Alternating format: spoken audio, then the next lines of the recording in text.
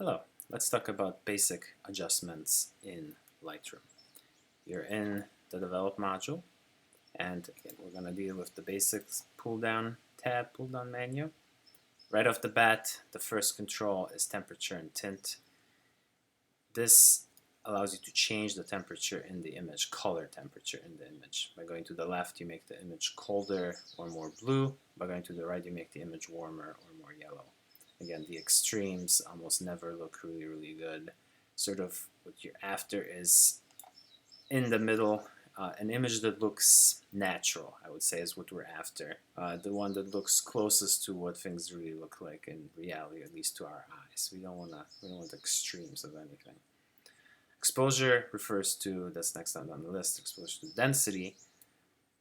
This is obviously the image is way too dark, the image is way too bright, it's sort of easy to tell. Again, the adjustments have to sort of sit somewhere in the middle to make the image look good. Exposure is not the best tool to start with. We're going to start down here with the highlights, shadows, whites, and blacks first. I'll get there in a second. Contrast makes the image low contrast, meaning the black isn't really fully dark and there isn't really a clear highlight. Sort of middle tones get really muddy. And the high contrast image, you lose all the middle tones and you sort of accentuate the highlights and the shadows. Again, extremes don't work really well. What you want to use first is these four down here. So let's say highlights, make just the highlights darker or just the highlights lighter. And the highlights are the areas where the light reflected the most in the image and are the brightest points in the image.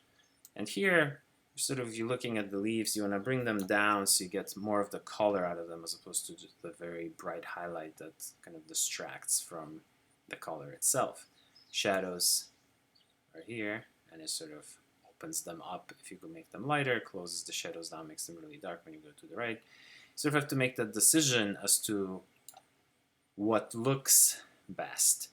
Again, this is obvious, the image is too dark. This is obvious, the image is too light. Sort of the rest of it, the adjustments that you're making to make the image look good, will take some time, and it's, the same adjustments don't work to all the pictures. It all depends on the kind of lighting that's in the image. So let's try a couple other things. Do we want the shadows to be dark and lose detail in them? It sort of makes the image more dramatic, right? Highlights, that doesn't work when they're that much brighter. Can we make them darker? Can we make then the grass more and the plants more vibrant with the color? I think that looks really good. That looks too contrasty and too dark. I do want some detail in the black and the fact that the model is wearing a dark outfit. Sort of you don't wanna lose that detail. No, this looks pretty good.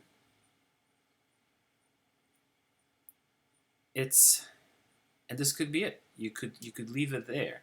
The image looks, it was well exposed to begin with. I have detail in the shadow area here. I can see the plants. I brought back some detail in the grass that wasn't there before the image. If we click here really fast, this is where we started from. The image sort of was slightly brighter and more contrasty. We made it a little bit darker and sort of brought some tones back in there that were missing. And some images are just fine right here. You could, within the presence slider, add more clarity if you want to make it sharper. Texture, if you go too far with the texture, you sort of start getting this kind of weird fuzzy feel to the whole image. And again, or super kind of high contrast and like very, very rough to the texture.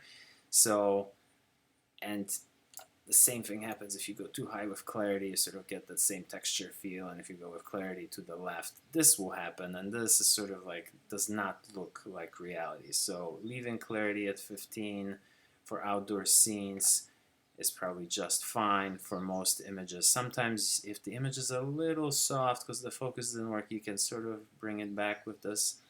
Texture, you see, works really, really well when we're doing portraits and when you have a lot of skin tone in a picture, but more on that later. Vibrance will increase the vibrance of things that are already color saturated in the image. whereas saturation will increase saturation all across the board. Again, extremes. Well, here's a good way to get a black and white image really fast. Not the best way to get a black and white image in Lightroom, but a pretty quick one. A little boost in vibrance, especially in here when we have these green and yellows and a little bit of a blue in the sky. A little pump up in vibrance. Again, I like the 10-15 both for vibrance and clarity. It sort of brings us back to like a sunny spring crisp morning, which is when this picture was taken.